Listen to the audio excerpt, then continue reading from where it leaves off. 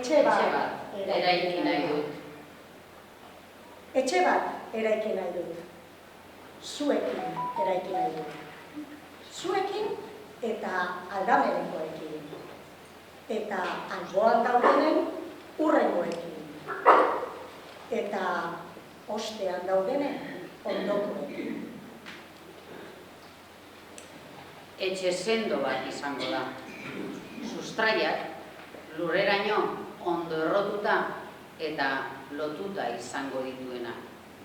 Nik eta gu, zuk eta zuek, hark edo haiek zainduko duten etxe bat.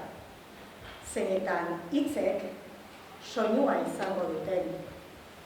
Haize eta erreken soinua.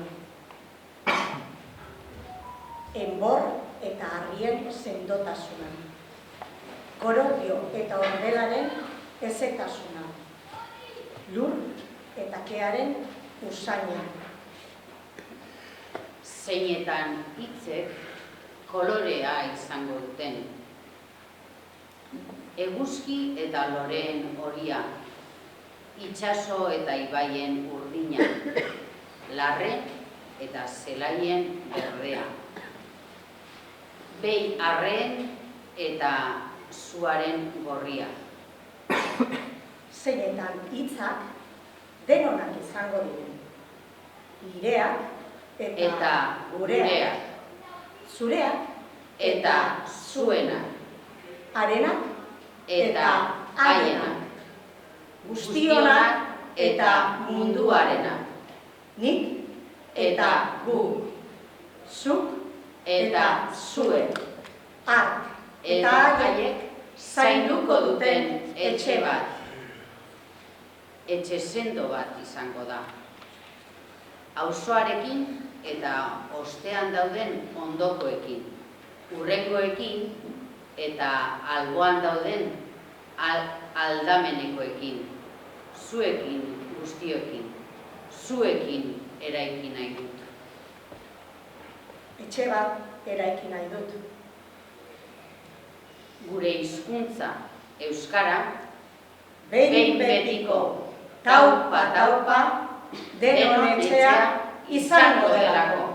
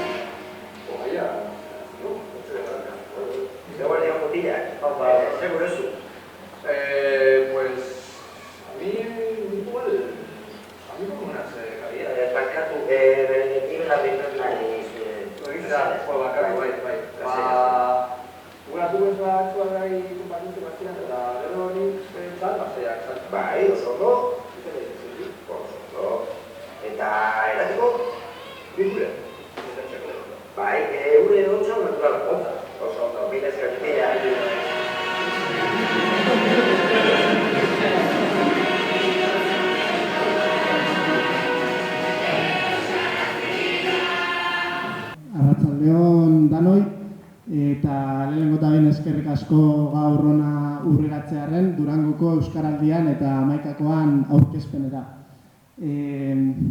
Hiruzpalaugako botako da Euskaraldian inguruan, gehienok ezagutzen dugu, baina gogorarazteko edo dauzen barrikuntzak komentatzeko.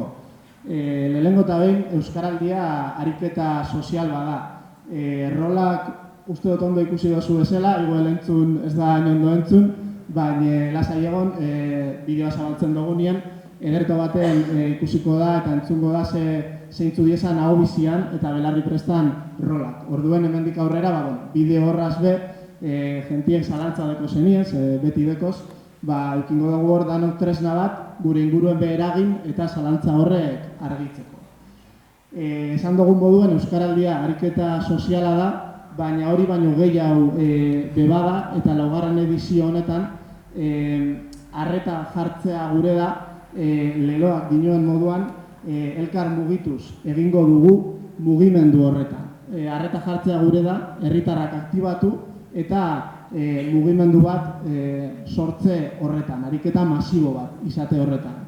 Eta hor dauz aurtengo Euskaraldian barrikuntza importanteenak, lehengoa seguramente konturatuko ginen danok, data aldaketa esanguratsu bat, Euskaraldia honi arte Euskararen egunaren inguruan, abenduaren 3an egin da, eta hemendik aurrera udaberrian egingo da. Ez da egutegiko data aldaketa soil bat, horrekin asmoa da kalean egotea eta mugimendu hori lortzea, ezta? Dano gauz erosoa kalean maiatzean, udaberrian, negu partean baina. Eta hori lotuta jungo die beste barrikuntzak.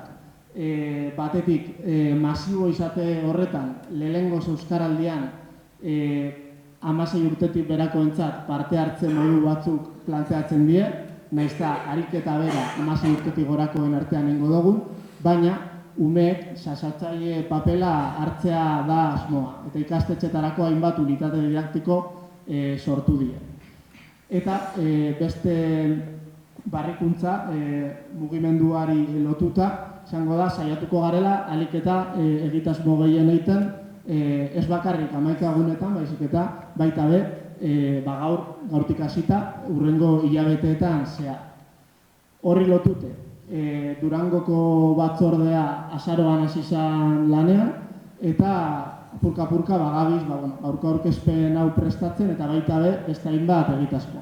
Gaur ez dugu larrei aurreratuko, baina egongo da musika lotutako zer, solasaldiren bat, eta horretan deialdiak atarala dei egiten dugu parte hartzera. Eta Hamaikakoaren gaian sartu aurretik, egongo zari galdetzen zelan egin aldo zuen, zelan egin aldaben norbanako bakotxak edo talde bakotxak ekarpena Euskaraldia zabaltze honetan. Entidadei dagokionez. Entidadeak, deitzen dugu entidade, edozein elkarte, enpresa, denda, taberna, talde bat, kolektibo bat izan leiken edozer. Eta entidadeek bi modutan egin aldabe ekarpena. Lehenengo eta behin izena emonda, jadanik zabalik dau, orduan parte hartzen badozuen zehozelako entidaderen baten eskertzen dugu mugitzen hastea izena emoteko, eta bigarrena izen emotea behin emonda, entidadeak hartuko dago ardura bere kide danei, tabernan langile danei, elkarte batean bazkide danei, Euskaraldiaren barri emon, eta izen emoteko gonbitea egiteko. Azken ekarpen modua izango da entidadeena ikusgarritasuna emotea. Hori izan leike, ikastetxean mural bat egitea, izan leike argazki bat ateratzea, izan leike danadalako. Eta entidadetatik aparte, persona, norbanakok zelan egin aldogo ekarpena. Antzera samar, batetik, izena emonda, kasu honetan, data garrantzitsua da, martxoan 15-etik aurrera, zabalduko dugu sare sozialetan, jarriko da maila Durangon, eta izena emonda, eta hortik aurrera, esan dugu, mugimendua sortzea gure dugu, eta zuen inguruan Euskaraldia zabaldute, eta Durangon antolatuko diezan egitasmoetan parte hartuta. Orduen, Euskaraldiaren inguruko zertzela da nauzizek horren die, hemendik aurrera egongo dauz ere esana Euskaraldiak, Eta gaurko hau amaitzeko, jakingo duzu danok, 11koa berreskuratu da, lehenengo Euskaraldian, lehenengo edizioan erabilizalako, eta gaur, gainera lortu dugu 11ko osoa egotea, Durangoko 11 herritarrek osatzen daben taldea da 11koa, eta eurek dagoeneko hartu da konpromisoa Euskaraldian parte hartzeko, batzuk hau bizia, beste batzuk belarri prestak, eta euren parte hartze hori be ikusgarri bihurtzeko. Eta horrekin da Euskaraldia zabaltzeko euren ekarpena egingo dabe. Eta oholtzara igo aurretik, testu labur bat irakurriko dabe danon artean, baina oholtzara igo aurretik izenak izango dugu banan-banan, eta txalo zaparra bat botatzen badutxegu, askoz hobeto.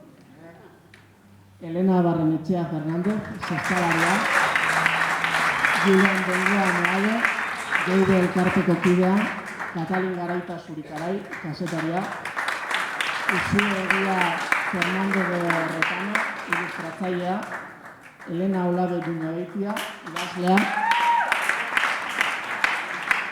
Gorka Madrazo Ortuzar, Euskalgintzako kidea, Urdazpal Alberdi Uria, lehen sektoreko ekoizlea,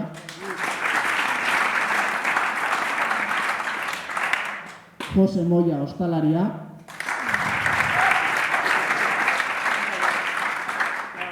Hilario Pérez Meñika, hainbat kirol eta kultura elkarteko kidea, Jamie Fernanda López, euskaltegiko eta bikote lingüistikoetako ikaslea, eta Marisa Barrena Larruse, aktivista sozial.